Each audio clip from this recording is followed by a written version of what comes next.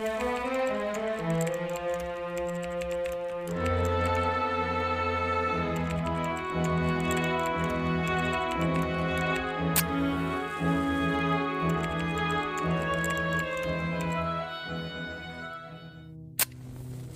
June 19, 2006. The world is about to witness something so horrifying that will stain the very fabric of the internet forever. A video, now infamous, begins circulating on the dark corners of the web.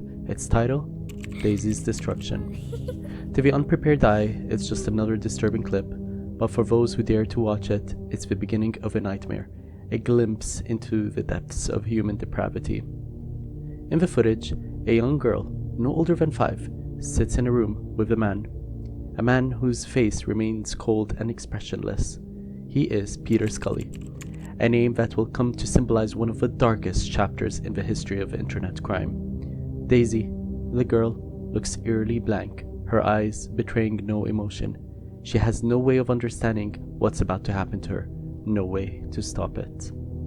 The video, which is obviously far too disturbing to show on YouTube, begins innocently enough, with Scully simply positioning the camera, but as it continues, the horrors unfold. Daisy is subjected to unimaginable abuse, every frame captured with disturbing precision. What makes this particular video so vile isn't just the cruelty, it's the deliberate way in which Scully orchestrates her torment. There is no emotion in his actions, just a cold, calculated pursuit of power and control. Every movement is part of his twisted performance. But another thing that makes Daisy's destruction truly chilling is the knowledge that the footage wasn't meant to be seen by just a few people. It was crafted with an audience in mind, those who lurk in the darkest corners of the internet, where such depravity is celebrated. You see, Scully operated a secret dark web sexual abuse website known as No Limits Fun, NLF for short. This is the website where he decided to circulate his notorious film, Daisy's Destruction, commercially, and listed it on his website for up to $10,000. As more footage of Daisy's destruction was uploaded onto the dark web, the video in of itself began to circulate, spreading like a virus. And as it did, it revealed a terrifying truth. Daisy was not his only victim. For weeks, the video on his website remained a source of controversy and outrage as authorities and online vigilantes scrambled to trace its origins. Despite a massive manhunt, Scully remained elusive. As the years passed, he continued to evade capture, slipping further into the underbelly of the internet. Acting on a tip, Philippine authorities launched an investigation into Scully's operations. Their search led them to a remote house in Malabalay City, where they found Peter Scully and arrested him nearly a decade after the video was first uploaded. He was charged with multiple heinous crimes, including human trafficking, exploitation, and obviously child abuse. But even in the face of justice, the damage was already done. In the years following his arrest, the investigation into Scully's crimes and actions revealed various disturbing truths. Prosecutors alleged that Scully and a girlfriend of his at the time approached 2 teenage girls to come to Scully's house with a promise of food. Scully was alleged to have given the girls alcohol and forced them to perform sex acts between one another, a scene the photographer filmed. The prosecutor alleged that when the girls tried to escape, Scully forced them to dig their own graves in the basement of his house and threatened to bury them there. In general, throughout the whole of the Daisy's Destruction series, there were 3 notable primary victims. The first victim being Elisa, who was found to be alive and well. The second victim was Daisy, who had lasting physical injuries from severe mistreatment. And the third victim was Cindy, who sadly is just not with us today. According to Scully's girlfriend at the time, Scully recorded himself in a video with Cindy in which he raped her and tortured her and made her dig her own grave before strangling her with a rope. This whole story was extremely disturbing for me to edit and talk about, and it's a reminder of the horrors that lurk just beyond the surface of the internet, a warning of how far people can fall when empathy is replaced by cruelty. For others, it's a symbol of how humanity's darkest impulses can thrive in the shadows and how little to no remorse some people can have towards another soul.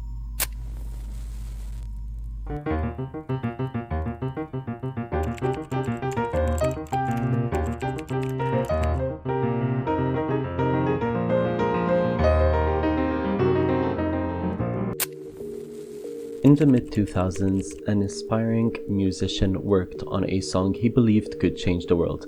A song so unique, so powerful that it would unite people across every border and bring about world peace. It was a dream that consumed him, one that drove him to chase the impossible, no matter the cost. But the dream would ultimately lead him down a dangerous path, one riddled with manipulation, paranoia, and betrayal. This is the story of Akmal Shaikh, a man whose tragic journey from an entrepreneur to a convicted criminal became one of the most controversial cases of the 21st century. Akmal's life started off as promising as any. Born in Pakistan but raised in the United Kingdom, he was known as a bright, ambitious man. By his 30s, Akmal had built a career as a successful entrepreneur, operating a minicab business in London. His charm and energy seemed limitless, but beneath the surface, something was amiss. In the early 2000s, his business collapsed, and his marriage crumbled soon after. Friends and family began noticing erratic behavior and series of manic energy, followed by deep despair, signs of a mental illness that would go undiagnosed for years. Desperate for a fresh start, Akmal moved to Poland in 2005, chasing a new venture. He wanted to start an airline this time. But the move obviously didn't bring any stability. In Poland, Akmal's behavior became even more unsteady. He sent bizarre, rambling emails, including one to British authorities shortly after the 2005 London bombings. His messages raised alarm, but led to nowhere, as officials saw him as more confused than dangerous at the time. Despite his struggles, Akmal still held onto his dreams of success. His focus shifted to music, a new obsession he believed could achieve what politics could never do, which was world peace.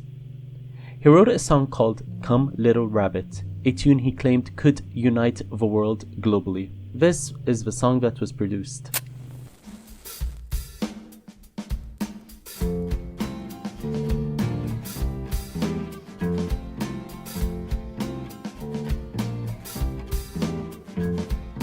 Come little rabbit, come to me. Come little rabbit, let it be. Come little rabbit, come and pray. La ilaha illallah. La ilaha illallah. Illallah, illallah. La ilaha illallah. Illallah, illallah. Come little rabbit, come to me. Come little rabbit, come and play. Come little rabbit, let us sing. La ilaha illallah. La ilaha illallah. Illallah, illallah. La ilaha illallah. Illallah, illallah. Tylko jedno ludzi, tylko jedno świat, tylko jedno Boga. La ilaha illallah. La ilaha illallah. Illallah, illallah. La ilaha illallah. Illallah, illallah. Come little rabbit, come to me. Come little rabbit, let it be. Come little rabbit, let us pray. La ilaha illallah.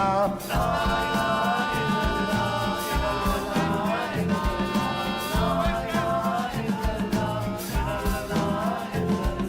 Come little rabbit, come to me. Come little rabbit, come and play. Come little rabbit, let us sing. La ilaha illallah.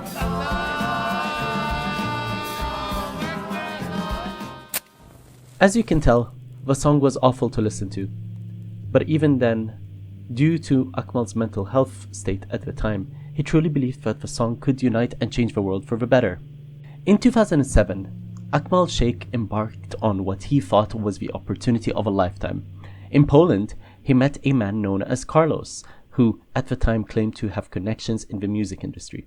Carlos promised fame, setting Shaikh on a path that would ultimately lead him far away from his dreams and in unimaginable danger. From Poland, Shaikh traveled to Kyrgyzstan, where he met a man named Akmal. Akmal promised him the chance to perform his song, Come Little Rabbit, at a massive nightclub in China. Together, they made their way through Central Asia, stopping in Tajikistan for a luxurious stay at a 5-star hotel. On September 12, 2007, Shaikh boarded a flight from Tajikistan to Urumqi, China. Akmal claimed the flight was fully booked and handed Shaikh a suitcase and promised to follow him on the next plane. But when Sheikh arrived in Urakami, his hopes of stardom turned into a nightmare. At Urakami Airport, customs officials noticed Sheikh's nervous demeanor and decided to search his luggage. Hidden in a compartment, they discovered 4 kilograms, basically nearly 9 pounds of heroin, with an alarmingly high purity of 84%. His suitcase, nearly empty except for a few clothes, told a damning story. In his pockets, Sheikh carried little more than $100 and some Chinese yen. Sheikh insisted that the suitcase was not his. He cooperated with Chinese authorities, hoping they could apprehend Akmal, the man who gave him the bag. But the sad reality is, Akmal never arrived on the next flight, or the flight after, or any other flight after that. It became tragically clear that Sheikh had been dubbed into drug trafficking, a victim of manipulation and deceit. And over the next 2 years, Akmal remained in custody awaiting trials. Back in the UK, his family and human rights groups campaigned for his release. They argued that Akmal suffered from bipolar disorder, which made him vulnerable to manipulation. But despite these efforts, the Chinese courts rejected his appeals. On December 29, 2009, Akmal Sheikh was executed by lethal injection, becoming the first European national to be executed in China in over 50 years. The case obviously sparked outrage across the whole globe. Critics condemned the Chinese government for ignoring his mental health, while others questioned how he could have been so easily exploited. Today, all that remains of Akmal Sheikh's dream is a haunting recording of Come Little Rabbit. For some, it's a symbol of his tragic delusions. For others, it's a reminder of a broken system that failed to protect one of its most vulnerable. And while his song never achieved the peace he dreamed of, it stands as an enduring echo of a life cut tragically short.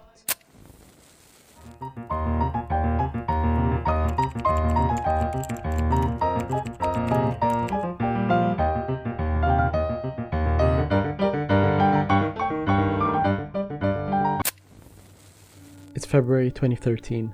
A maintenance worker at the Cecil Hotel in downtown LA climbs to the roof to investigate complaints of low water pressure. He opens one of the large water tanks and is met with a sight he'll never forget.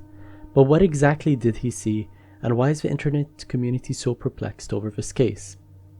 This is the story of Elisa Lam. Elisa Lam was a 21-year-old Canadian student, full of life and curiosity, but battling her own struggles.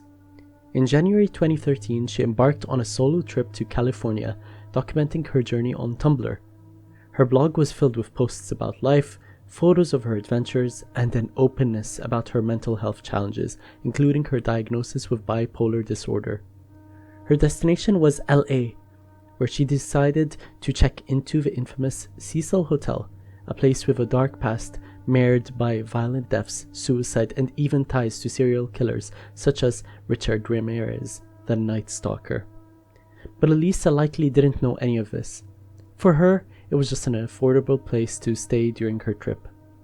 Throughout her trip, Elisa Lam stayed in touch with her parents, often telling them how much fun she was having and how she was generally doing okay.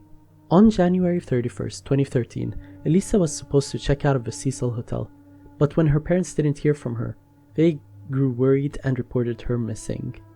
The LAPD began their investigation, scouring the hotel for clues and releasing flyers with Elisa's face on it. Days turned into weeks with no sign of her. But then, something happened that thrust her case into the spotlight, and that being the Cecil's Hotel elevator footage. The surveillance footage from the elevator was released by the LAPD, hoping to generate leads, because what it showed was, quite frankly, unsettling.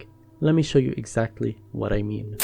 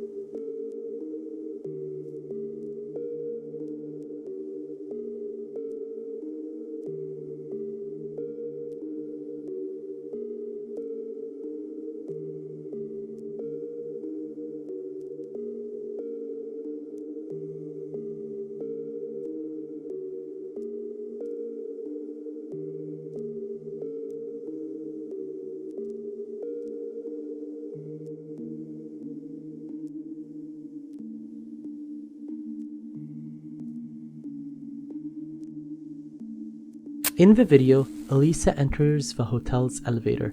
She's seen pressing multiple buttons before stepping to the corner as if she's hiding from something. The elevator doors don't close. She steps out, looks both ways down the hallway, and then she moves in a way that can only be described as unnatural. Her gestures are erratic, as if she's speaking to someone who isn't there.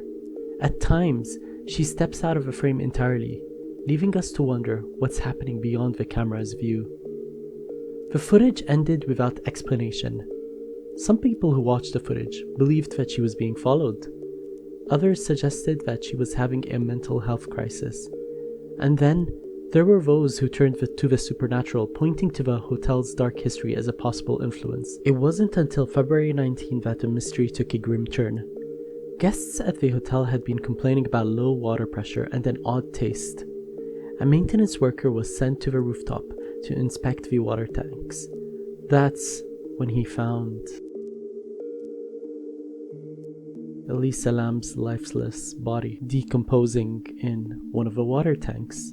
The discovery only raised more questions. How did she get there?